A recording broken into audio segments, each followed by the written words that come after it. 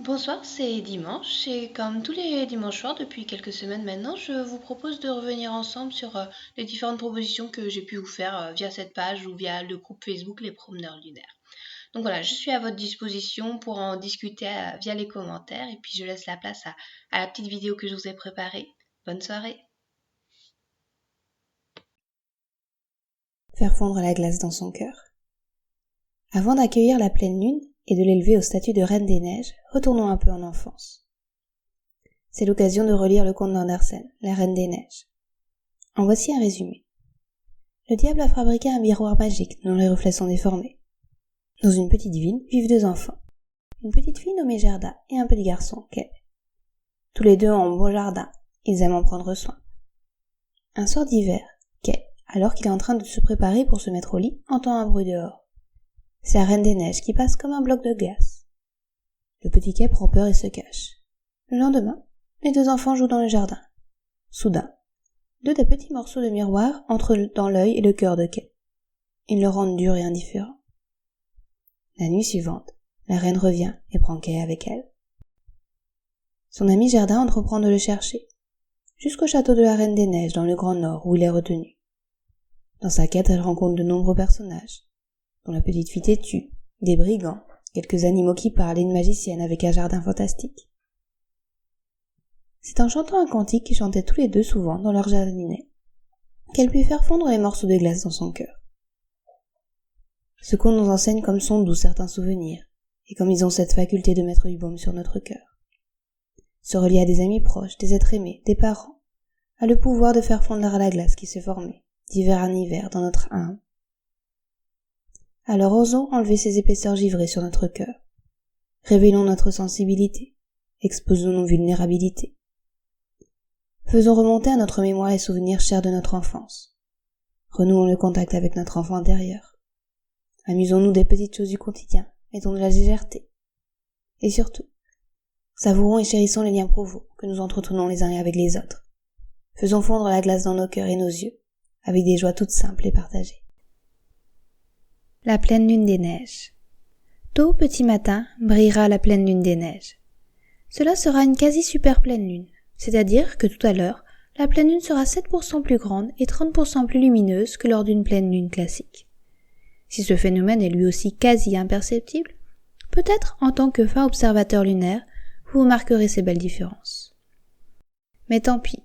Et puis faisons mentir le proverbe japonais qui dit qu'on ne peut admirer en même temps la lune, la neige et les fleurs, et admirons dans notre cœur ces trois belles choses.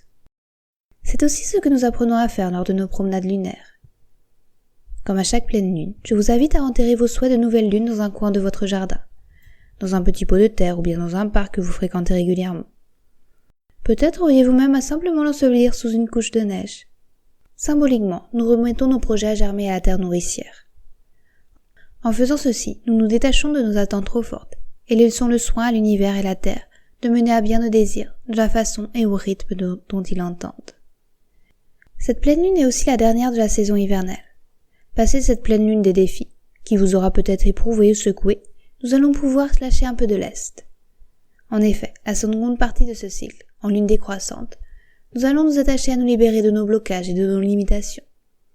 Ensuite, les nouvelles lunaisons seront plus douces et nous mènerons avec magie et enchantement vers les beaux jours. Mais en attendant, profitons encore un peu de cette lune des neiges et allons l'admirer ce soir. Et peut-être allez-vous même voir des flocons de neige, imaginaires ou réels, virevolter autour de la dame de la nuit.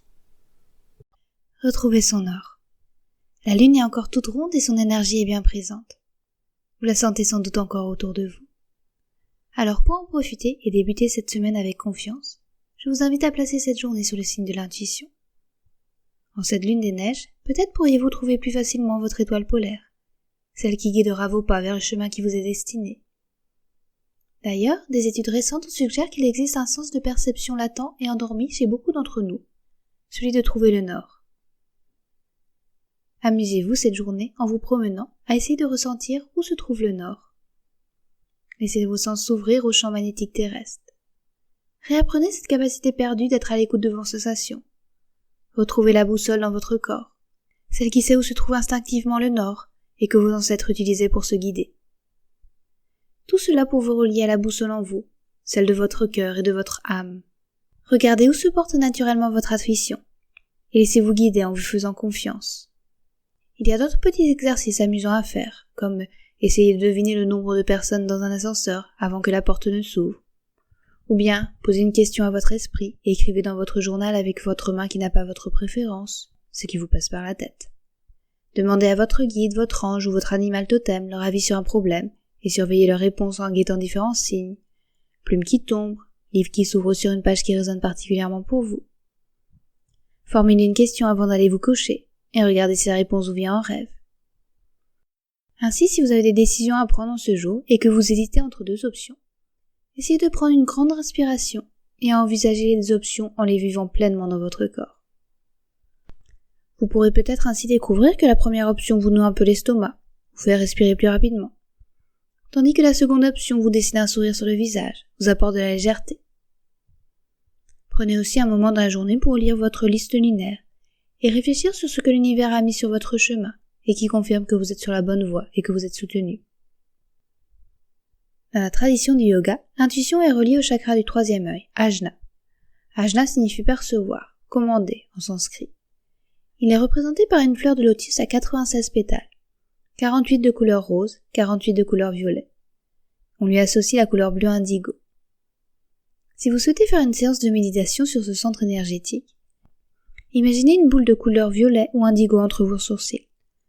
À l'inspiration, imaginez cette boule grandir, et à l'expiration, cette boule se rétracte doucement. Terminez la séance en plaçant les pulpes des doigts regroupés de votre pouce index et majeur de la main droite au niveau du troisième œil, et étirez légèrement la peau de votre front à ce niveau dans un geste d'ouverture. Restez au calme pendant 2 ou 3 respirations, et faites le point sur les changements ressentis. Bon début de semaine en route vers le nord. Virevolter dans tous les sens. Comme les flocons de neige, légers et joyeux, autorisons-nous à virevolter dans tous les sens. Cette lune des neiges apporte un vent de liberté et une bouffée d'oxygène.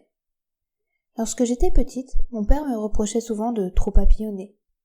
Et pourtant, si c'était là l'une des clés du bonheur. J'ai des activités très variées, ingénieur, hypnothérapeute, prof de yoga. Mais même si elles peuvent sembler à l'opposé les unes des autres, voire presque incompatibles, je suis persuadée que chacune d'entre elles m'est nécessaire et me fait grandir. À la fin de la semaine, j'ai l'impression qu'elles se nourrissent les unes des autres. Certaines d'encre, d'autres m'élèvent. Certaines élargissent mon horizon, et d'autres m'apprennent à me concentrer sur les détails. Et pas toujours celles auxquelles j'aurais pensé. De même, dans mes projets annexes, je pars dans tous les sens. Je fais des podcasts, j'écris des articles, des livres, j'anime des cercles, je guide des séances en privé. Selon l'envie, l'inspiration, le calendrier. Le fait d'être maman de 2 jeunes enfants pourrait être aussi un frein à tout cela, et pourrait me restreindre à 1 ou 2 rôles. Je discutais avec une amie, toute jeune maman, qui me disait que ses collègues s'étonnaient qu'elle n'ait pas l'air fatiguée. Et elle leur répondait que sa fille, au contraire, lui rendait tellement d'énergie, que c'est cette énergie qui la poussait dans son travail à l'extérieur. Mon rôle de maman m'apprend lui aussi à être plus attentive, à saisir chaque instant, à être patiente et à profiter de tous les moments, quels qu'ils soient. Et aussi à me dire que je fais ça pour mes enfants, pour leur montrer que c'est possible de faire plein de choses et de s'amuser dans toutes celles-ci. À la fin du livre audio The Obstacle is the Way de Ryan Holiday, il y a une interview de lui par Tim Ferriss. Dans une question, il lui demande comment il arrive à faire tout ce qu'il fait. Investisseur, auteur, directeur d'une entreprise.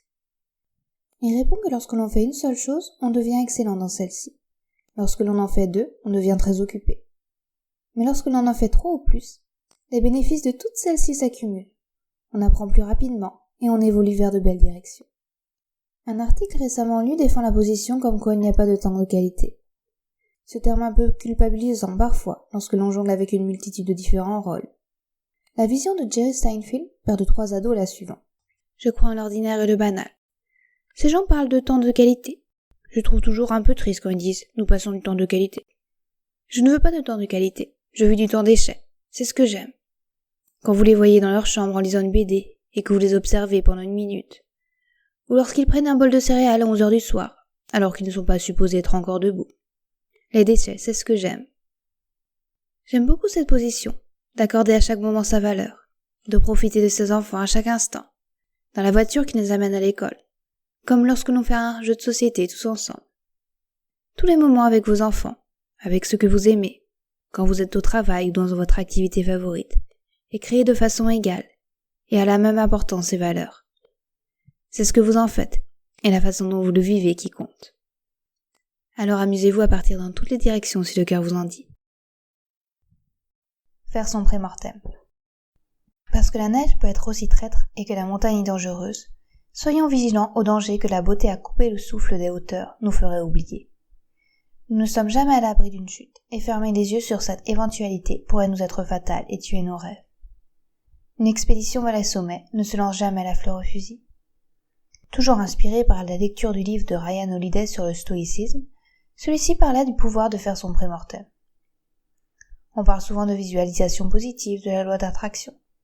Là, nous allons faire un exercice complètement à l'opposé, qui est pourtant très efficace pour retrouver un sentiment de contrôle et de confiance. Pour avancer sur notre chemin, d'un pas ferme et décidé, mais conscient que l'on peut dévisser à tout moment. En y étant préparé et en acceptant et embrassant pleinement cette possibilité. Le pré-mortem consiste à analyser un projet ou une situation en s'imaginant que les suites sont mauvaises, et de voir ce qui s'est mal passé. Cette technique est utilisée dans différents domaines. Avant même qu'un acte médical soit effectué, le médecin se demande qu'est-ce qui a causé la mort du patient. Avant qu'une opération militaire ne se déroule, le général se pose des questions sur les raisons de la défaite. Avant qu'un projet ne soit lancé, le manager se demande qu'est-ce qui a fait que tout a déraillé. Ainsi, il se prépare à toute éventualité. Si vous vous lancez dans un nouveau projet, qu'il y a quelque chose qui vous fait peur, que vous ne savez pas vraiment quoi, c'est un excellent exercice. D'abord parce qu'il amène à trouver des solutions aux risques rencontrés. Cela nous amène à bien nous préparer, à tout envisager, sous toutes les contures. Cela aide aussi d'exprimer ses peurs, de mettre des mots sur ses angoisses. Ensuite, cela apporte un sentiment d'apaisement et de contrôle. Les peurs que l'on étouffe ressortent toujours à un moment ou à un autre. Lorsqu'on les affronte et qu'on regarde tout cela bien en face, la situation paraît toujours moins dramatique. Sénèque pratiquait la pauvreté quelques jours par mois, lors desquels il se satisfaisait du minimum vital, peu de nourriture, d'événements pauvres, pour se confronter à sa peur du manque, et se demander si c'était vraiment la condition qu'il craignait. Enfin, cela apprend aussi l'humilité. Alors, ne nous mettons pas d'œillères. Envisageons aussi ce qui pourrait mal se passer, les chutes. Soumettons-nous aux lois de la nature. La neige est instable, mais ainsi préparés, nos pas seront fermes et notre cœur léger. Croyons dans les buts que nous nous sommes fixés, regardons vers le sommet que nous souhaitons conquérir, mais ne soyons pas aveugles au risque de crevasse sous nos pieds. Trouver la paix intérieure. Les stoïciens pensaient qu'en vivant dans le respect de la nature, nous pouvons atteindre un état de paix intérieure et de tranquillité. Ataraxia. Ataraxia est un état de l'esprit où le mental est imperturbable. Littéralement, cela veut dire sans trouble. On traduit souvent ce terme par équanimité ou même tranquillité. D'après Wikipédia, le concept d'équanimité est très développé chez les stoïciens, y compris dans la tradition romaine liée à Marc Aurèle. Zénon voulait que l'on vécût en un calme parfait, sans aucune agitation, au fond clair et net, la partie imaginative et passive de l'âme totalement aplanie et régie par la raison. Le texte de Marc Aurèle, pensé pour moi-même, détaille sa philosophie sur le devoir, la mort et la conduite du sage, face aux erreurs et à la méchanceté des humains. Pour lui, tout humain a le profond devoir de ne pas s'inquiéter de ce qui ne dépend pas de lui, c'est-à-dire les biens matériels, les honneurs, l'opinion des gens, mais doit en contrepartie se rendre parfaitement maître de ses émotions, avis, opinions et jugements, la seule chose dont il possède un parfait contrôle. D'ailleurs, le dernier livre de Ryan Holiday est Stillness is the Key, une présentation de ce concept de tranquillité, présenté par cet auteur dans l'introduction de ce livre. Pour être stable quand le monde tourne autour de vous, pour agir sans frénésie, pour entendre seulement ce qui a besoin d'être entendu, pour trouver la quiétude, extérieure et intérieure, sur commande, le bouddhisme, le stoïcisme, l'épicurisme, le christianisme, l'hindouisme. C'est impossible de trouver une école philosophique ou religieuse qui ne vénère pas la paix intérieure. Cette tranquillité, comme le bien le plus élevé, est la clé à de performances exceptionnelles et une vie heureuse. Et quand toutes les sagesses de l'ancien monde sont d'accord sur quelque chose, seul un imbécile ne voudrait pas écouter.